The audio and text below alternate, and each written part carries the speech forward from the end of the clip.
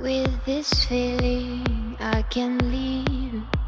I'm working and I'm dreaming. Will you dare to give it all up and walk by my side?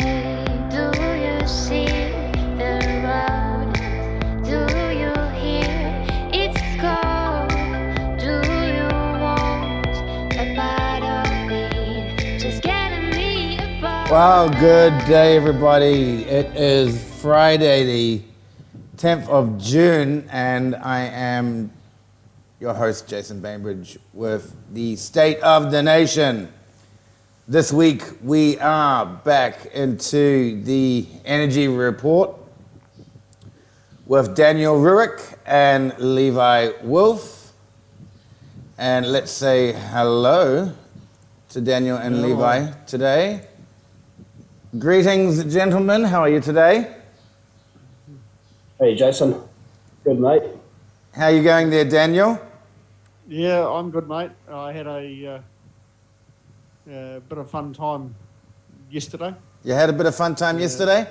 I'm wondering, did you happen to pass any cows belching and farting yesterday? Yeah, but a bit too close to the city. Yeah, a bit too close to the big manufacturer of hot air and gas, which is our wasp nest. Oh, yes.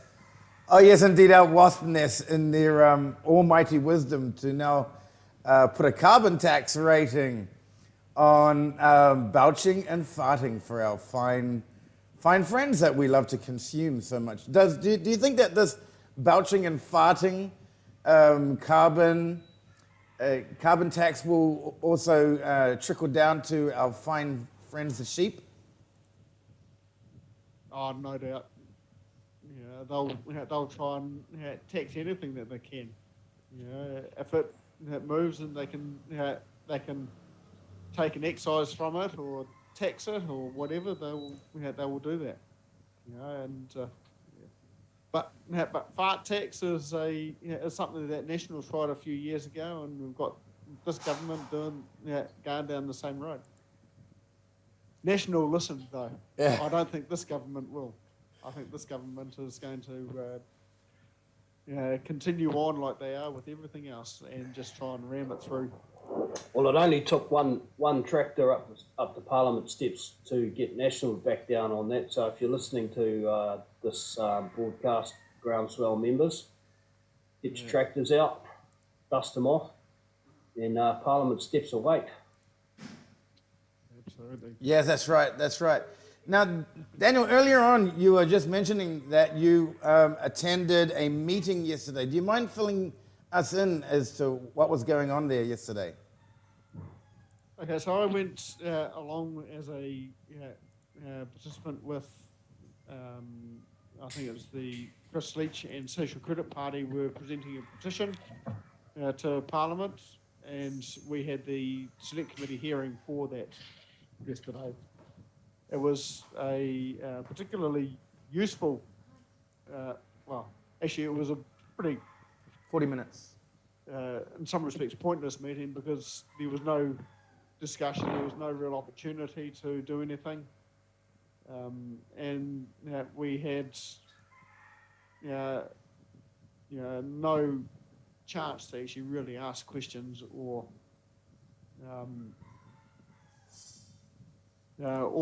sort of debate with the staff from MB that were there presenting their counterpoint. However, it was most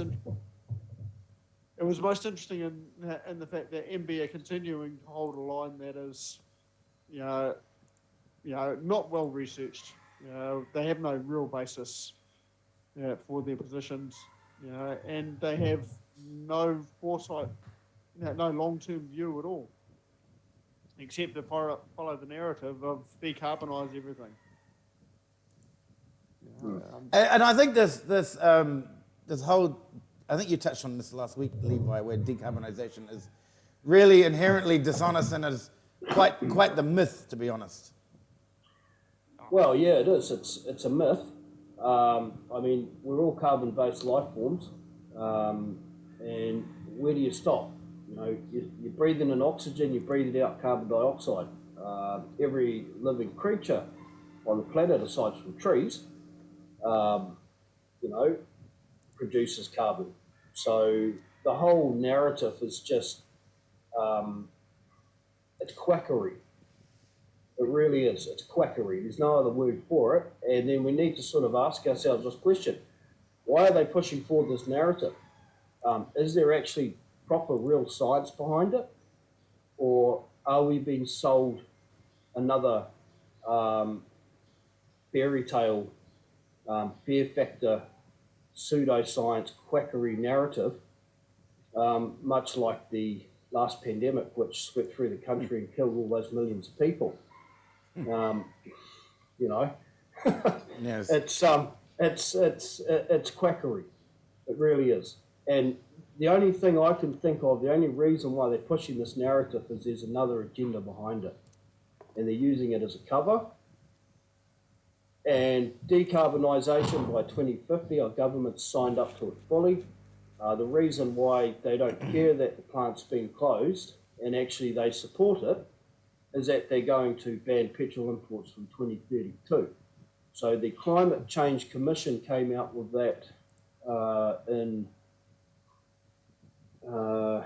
where's this, 2021, exactly a year ago. Petrol cars, new imports will be banned from 2032. So they're closing this plant down because they don't intend for us to be driving around in petrol cars after 2050. Speaking of petrol cars, this is also a myth as well.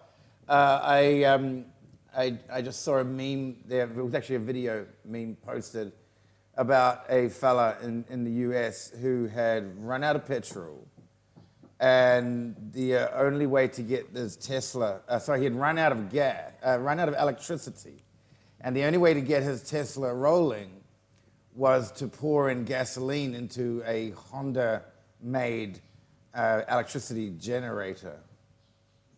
What say you on that one? Well, it's either petrol-powered, diesel-powered, or coal-powered electric vehicles. They need energy, and okay, in New Zealand we're, 70% renewable electricity, but what's happened is we've gone from not having to actually burn much coal or gas in our Huntly power station, to having to burn lots of it because of all these, this new drain that we're suddenly having on the national grid, which is, all these EVs that are suddenly plugging in every night to be charged up. And we now have a situation where our national grid, is pretty near maximum capacity, and so we've got a relatively small fleet of EVs currently. We don't have the capacity to actually support the massive fleet of EVs that this government somehow thinks that we're going to have. So either they're going to remove the carbon footprint by removing the population, or they're going to make us all walk or ride bikes. Yeah, I think it's a fair idea. Like, it's been trialed in various large cities. Large cities, they have a pretty well-defined built-in infrastructure and public transport system. And, it probably is quite helpful to reduce some of the emissions in the big cities, to be rolling around in electric bikes and electric cars.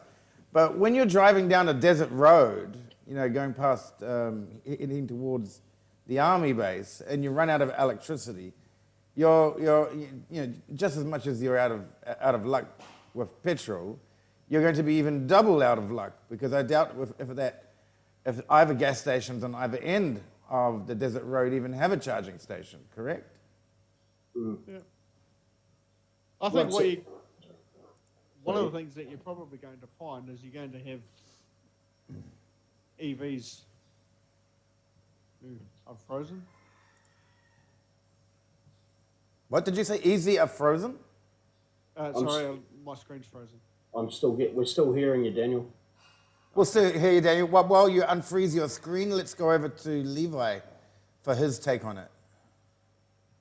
Well, my take on it is you've only got to look at China and look no further. They have the biggest EV fleet in the world, and 60% of their electricity is produced by coal. So, that tells the story in a nutshell right there. So either the current crop in Parliament are either incredibly stupid and they can't use common logic, or they have another agenda. I don't think any of them are that stupid. I think it's pretty plain and obvious that in order to have an electric vehicle, you need some means to power it up. Solar is insufficient. We don't already have an aging power grid. We don't have enough electricity to power our homes during the peak season, let alone adding all these EVs into it without adding some form of carbonisation. So I think Daniel's estimation is correct. Either they're going to reduce the population or they're going to lock us all in our districts.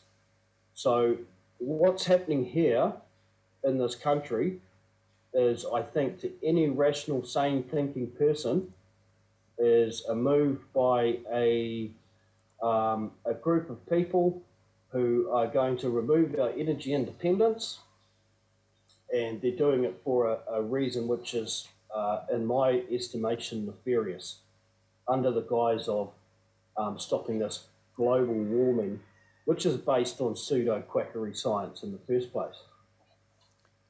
Indeed it is, and I do believe our friend Daniel has just exited the building, so I'm just working that out. Now, just going to go onto my screen for a minute until Daniel comes back, because we're out of whack. But speaking of China and their coal production, I was just reading in an article, China has announced to increase, believe it or not, they've announced to increase their production by a combined total of 700 million. Now, apparently now they're doing 200 million tons a year, and they're planning to head to 700 million tons, and that's in cahoots with India as well. India is jumping on the bandwagon as well and increasing their tonnage. So, these countries have massive populations. New Zealand doesn't have a massive population. New Zealand could probably just live on firewood, to be honest. I mean, you don't have that much of a strain, on the country when it comes to natural resources. So isn't this kind of like a bit overbearing and a bit too much, considering New Zealand is by the furthest away with the small size of the country? We're far away from any major danger when it comes to, unless it's man-made, of course, when it comes to, energy and running out of things that we're not supposed to run out of. Well, this is what makes it all the less unacceptable, is the fact that New Zealand is such a small contributor to the global emissions that are produced every year on the planet. And why would our so-called government, who is supposed to care about us, is supposed to look after us, why would they put us in a situation where we're going to be beholden to offshore interests for our food supply and production, for our food production and transport? It makes no sense. I said it last week, I'll say it again. We can manage the fuel that we require for our food production and our food transportation. We can manage that onshore. And that is the safe, that is the equitable, and that is the only way that we should be managing our energy supply. And I mean, they say stuff like, oh, New Zealand's running out of oil and we haven't got that much. Well, that may be so, but if we're going to be moving forward to a carbon-free society by 2050, let's manage that ourselves and make sure that we can wean ourselves off of this oil supply at a rate and at a state that is comfortable and safe for us as New Zealanders. The words treachery and treason just keep popping into my head every time I contemplate what's going on here. Right. Now, people are really going to know that we're absolutely live here. We had a telephone ring, we had Daniel jump out. So yes, folks, we are actually recording these live. So bare bones live, and we're not post-editing or anything like that and throwing in the titles. So these interviews are actually put out there live. Now, Daniel, you are back. Would you like to finish up on your comment there? And would you like to turn on your microphone?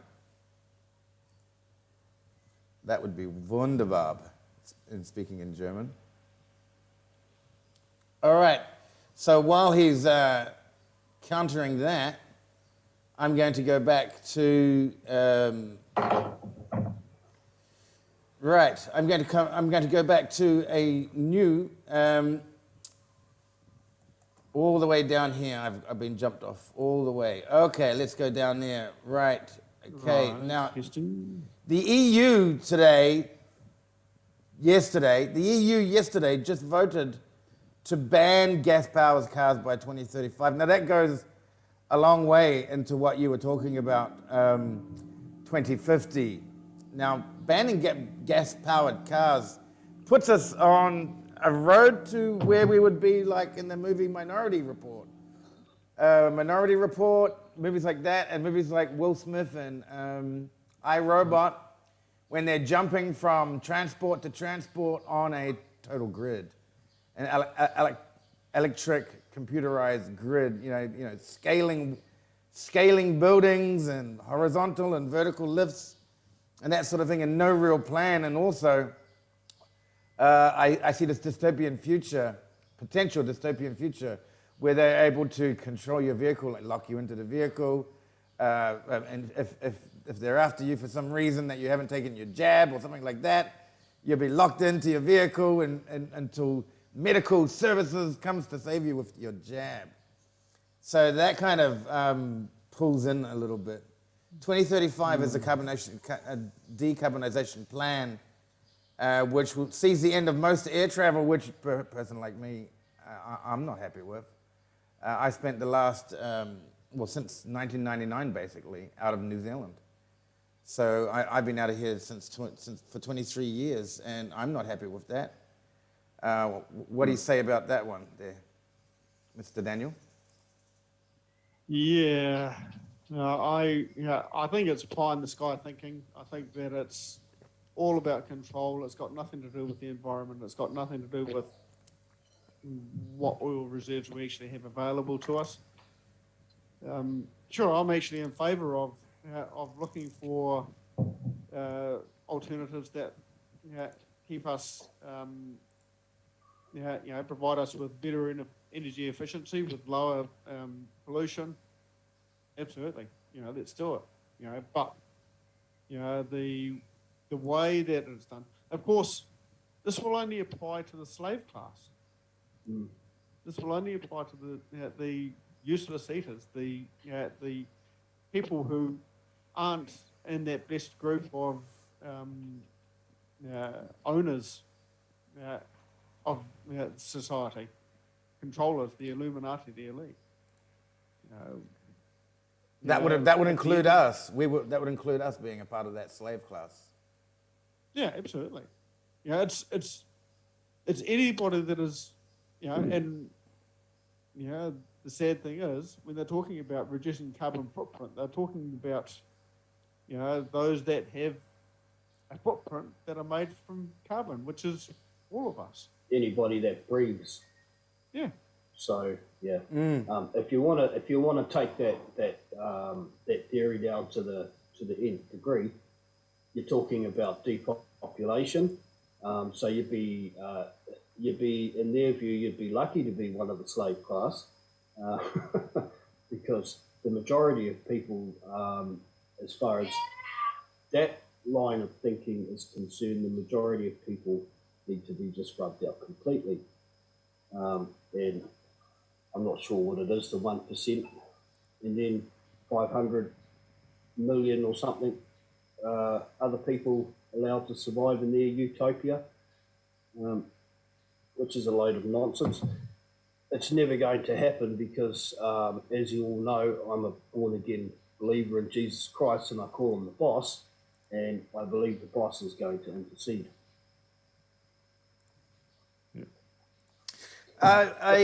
This was actually a concept I first heard about probably going back, I'd say about 10 years ago when they were talking about setting up these mega cities.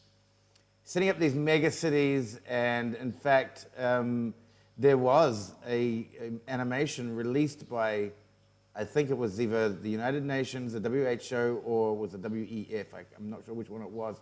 But it was dystopian future where you would get your pass in the morning, you'd be approved for your daily activity, i.e.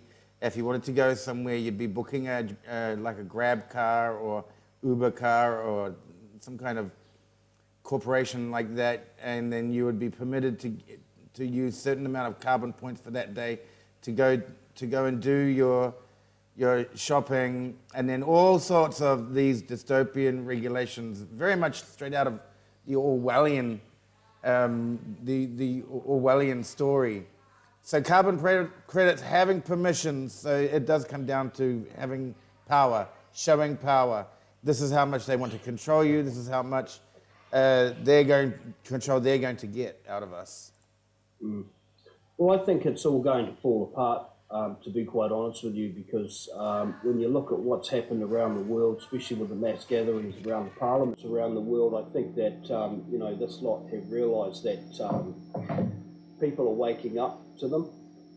And as a result, they have stepped up their agenda and they are rushing headlong into this.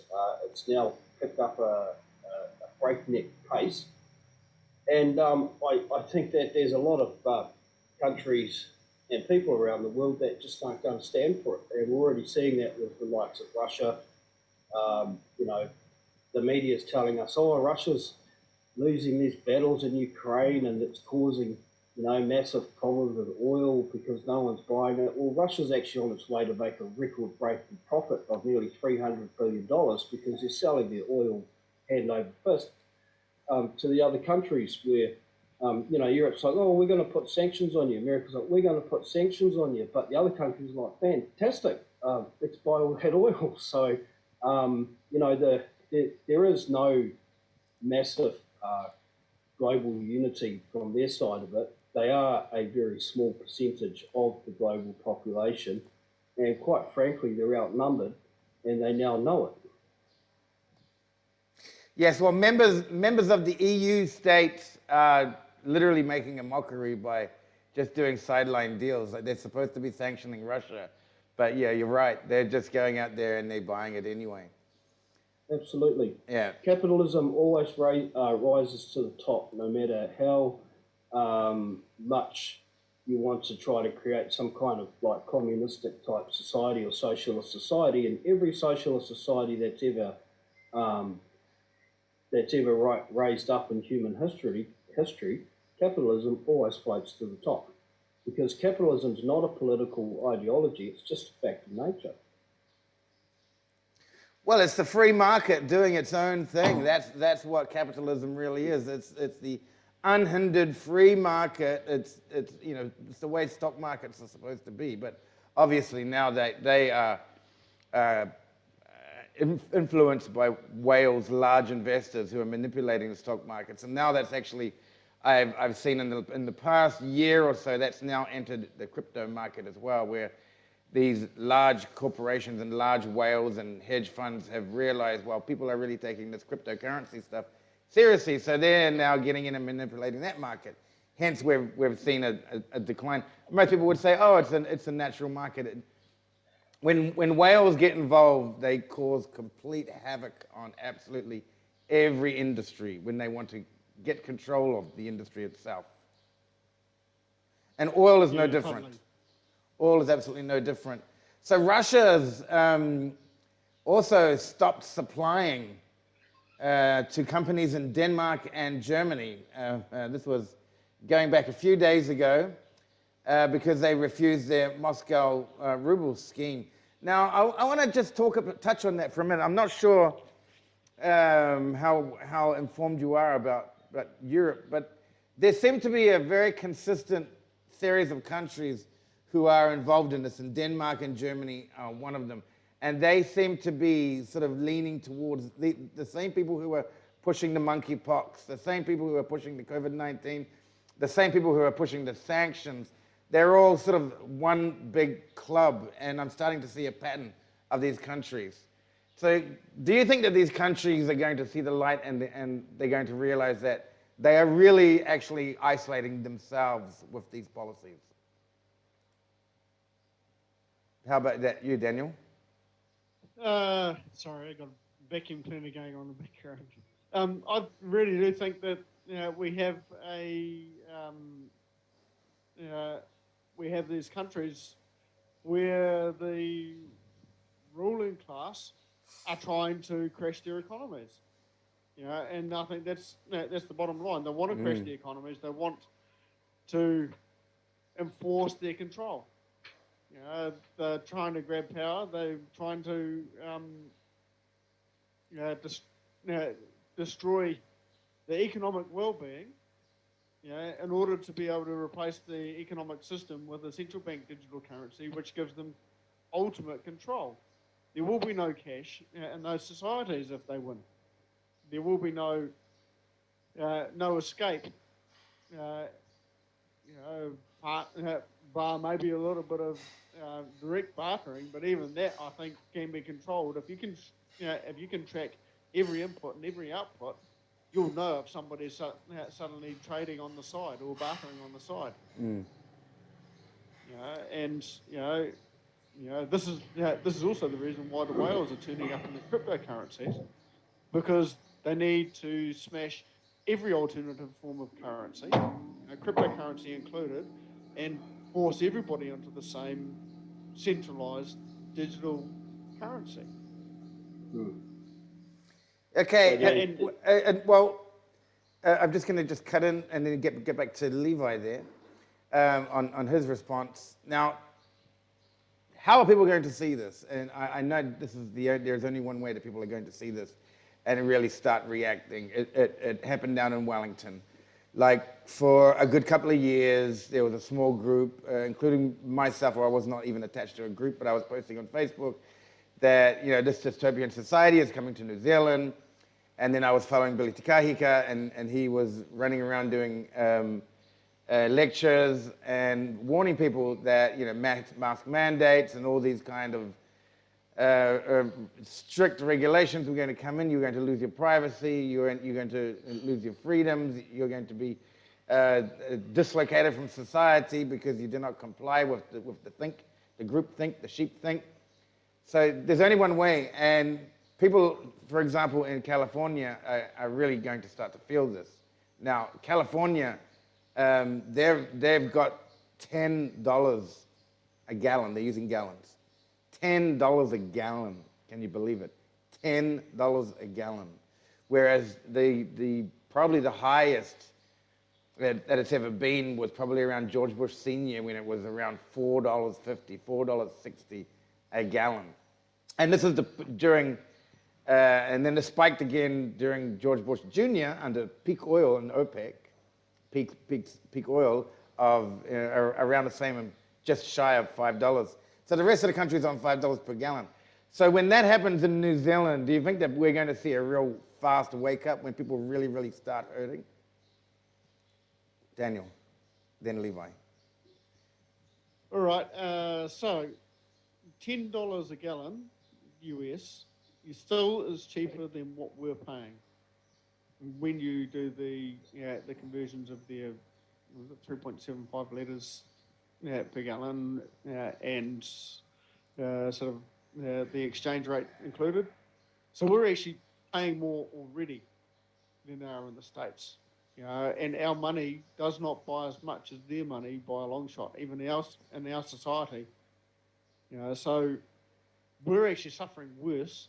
And That's partly because we're at the end of a long supply chain, but it's also partly because they shut down our refinery and we don't have any alternatives. We can't start using more of our oil coming out of Taranaki.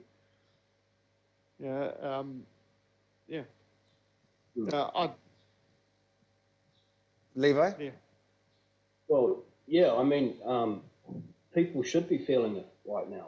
And that's, I guess, one of the reasons why we're here speaking right now is to help people to realise why this is happening.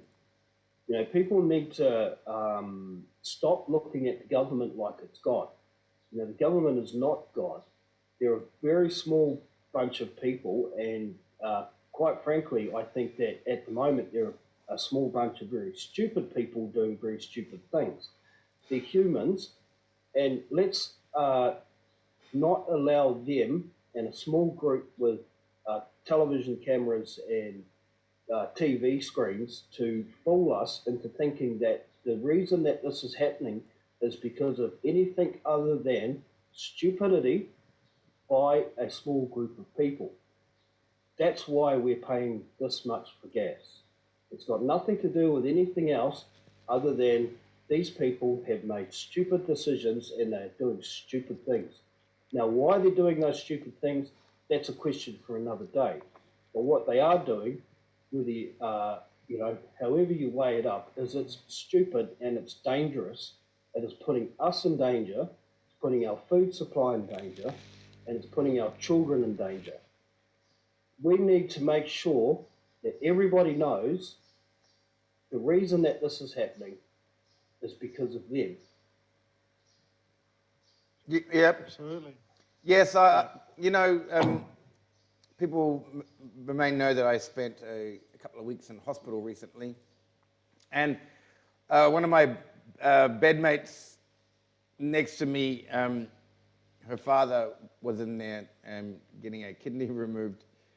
And I started chatting with the father's daughter, and turns out that she was from the WEF. Now, she was quite a big shaker here in the country that I am in, Vietnam, and very active, went to Davos, did all the meetings, hasn't been involved for about 4 years now, but was shocked when I told her, the United Nations and the WEF plan.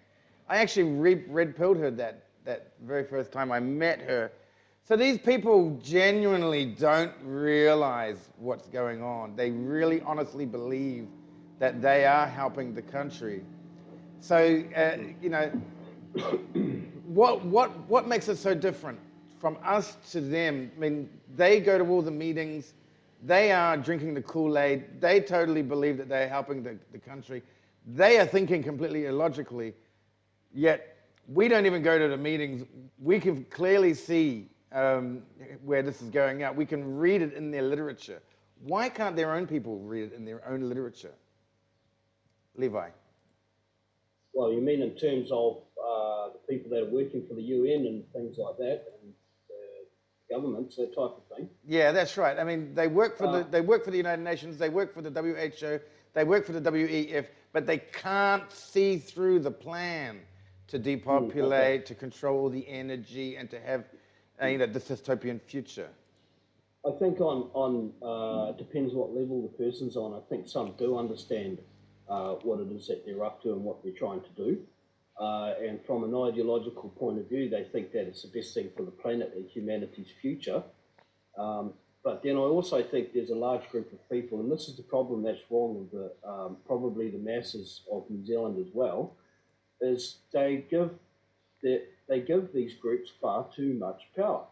They give them too much room in their head, too much room in their psyche, and instead of realizing that this is just a group of people doing stupid things, making stupid decisions according to their silly ideologies that they're holding, these people are basically religious people who have a pseudo-religious ideology about how the future of humanity should go, and people are upholding them as if they have some kind of godlike status.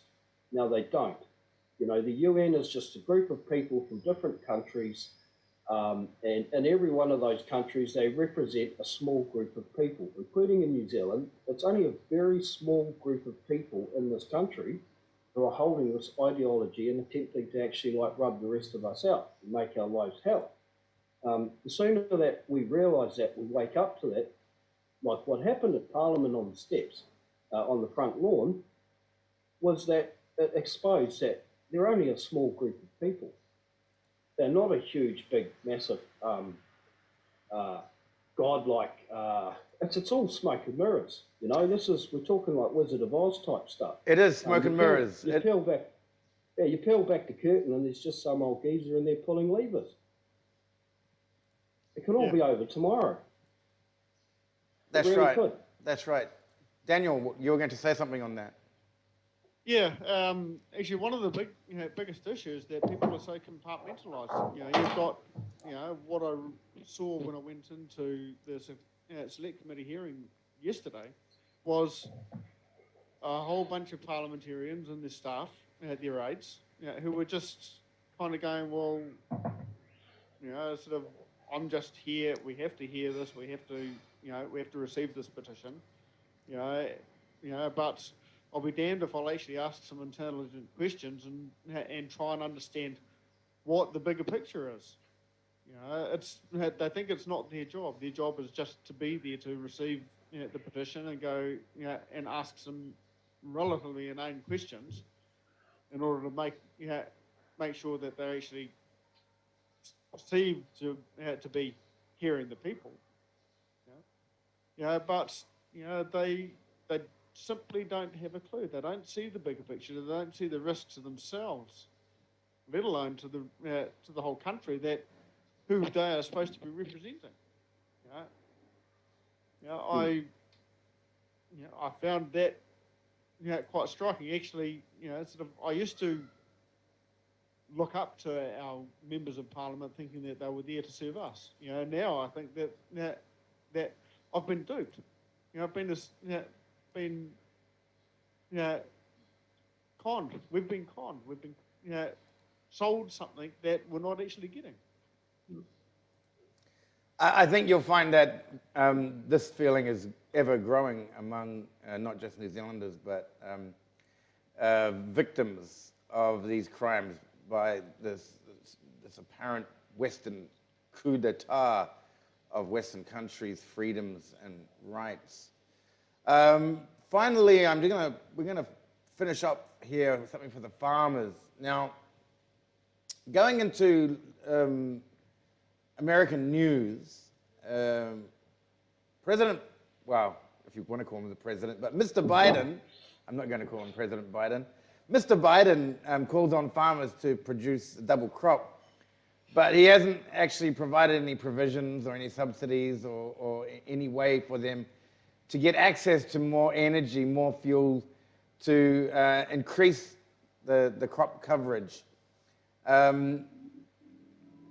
What do you think is going to happen in New Zealand, with these animal, we're going to do a big circle here, with these animal belching and carbon taxing? Is this going to deter farmers to stop producing completely? Or is it going to price them out of the market completely and give over to Bill Gates's bug and alternative meat system? Yeah, I think that you're pretty well on the money there. I think that what's going to happen is our farmers are going to go, we can't make money doing it, we're not going to do it.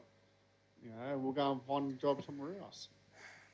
And that's sad. It's devastating because New Zealand's economy comes our trade relationships, our ability to buy stuff from overseas comes from the fact that we're selling food. We're selling high quality agricultural products. We're also selling a whole lot of raw materials like trees and whatnot else. That should have been made into high quality products here. I think we've got government that has been pushing the idea that we are not a country of innovators anymore. We are a country of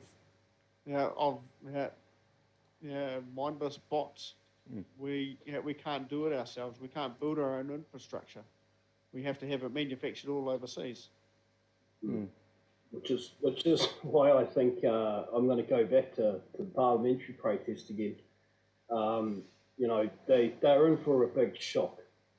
I really feel in my heart of hearts that this lot are in for a massive shock because they underestimate the resourcefulness of the Kiwi people. They underestimate what we can do when we're backed into a corner. For instance, if they take the oil away and you can't run your diesel vehicle, well, they better take away all of the cooking oil too, because I can tell you what, there's going to be a heck of a lot of Kiwis running around with exhaust that smells like fish and chips, right? Not only You're that, dead but, right. Quite a lot of Kiwis I know realise that you can actually run a petrol-powered vehicle by injecting, smoke into the carburetor. And they're not going to stop. They're not going to stop us. The harder they press us, the more the oil's going to flow. And it's exactly the ingenuity that cropped up at the parliamentary protest. It was off the hook.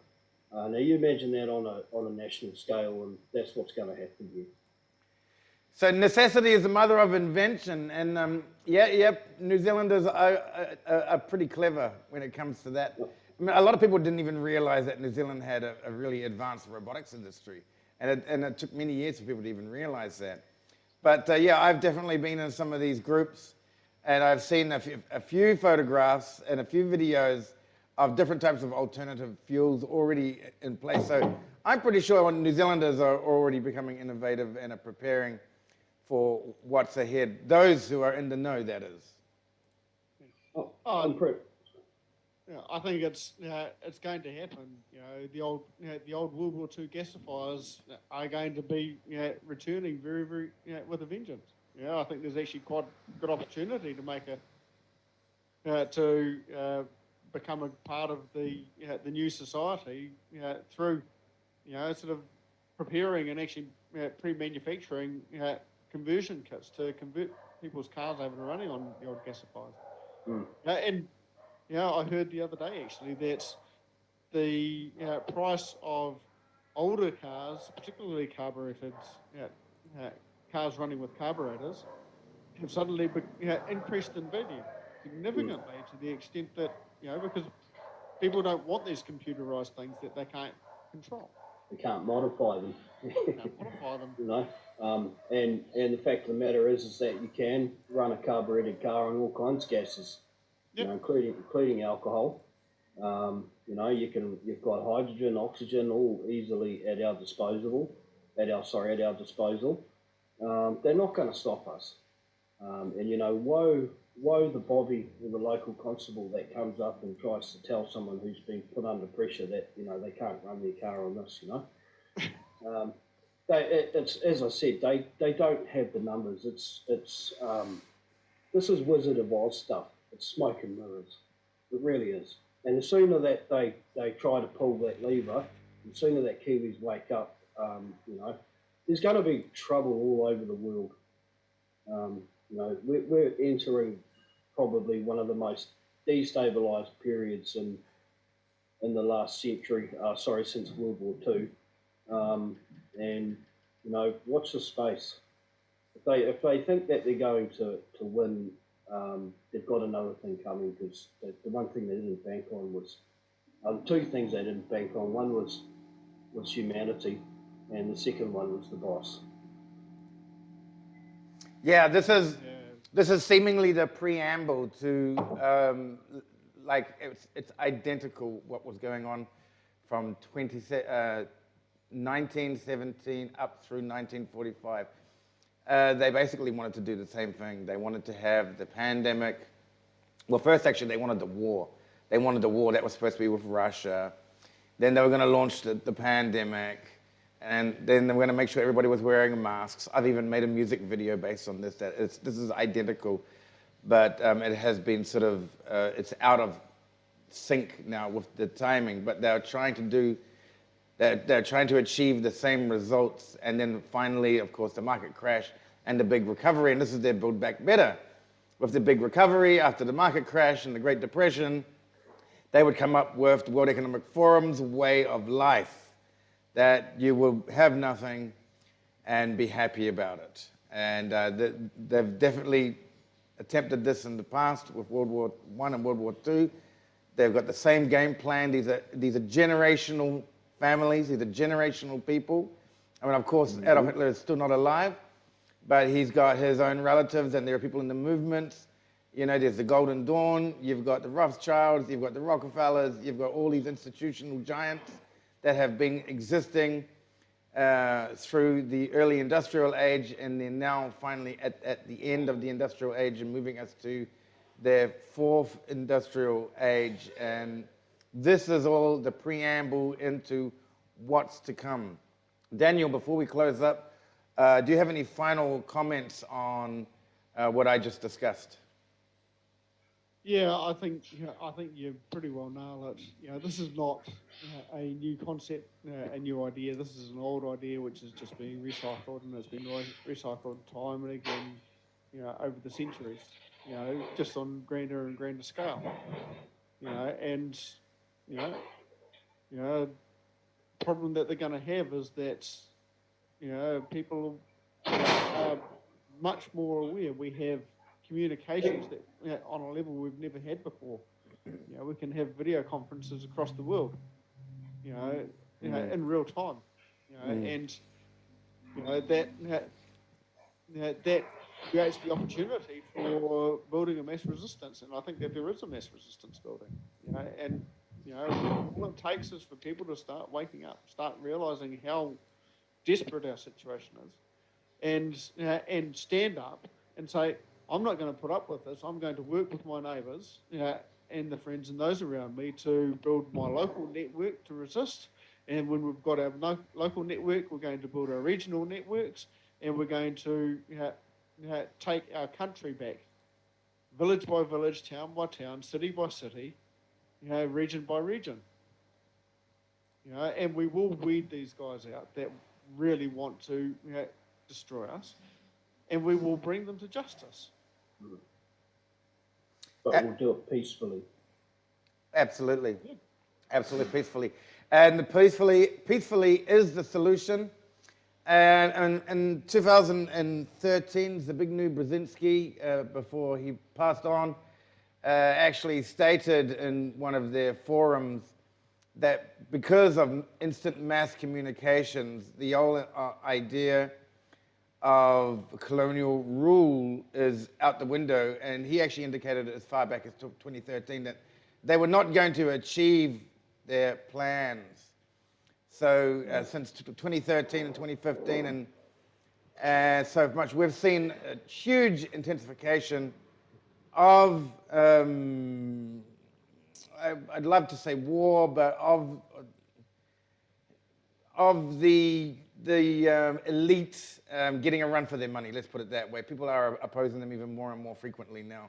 So, and they are isolating themselves, and we go back, and we're going to wrap this up. But yeah, I was also listening to a video interview the other day with, what was his name? The White Dragon Society, Benjamin Fulford, leader. And he just confirms what I believe also, that they are a very small minority.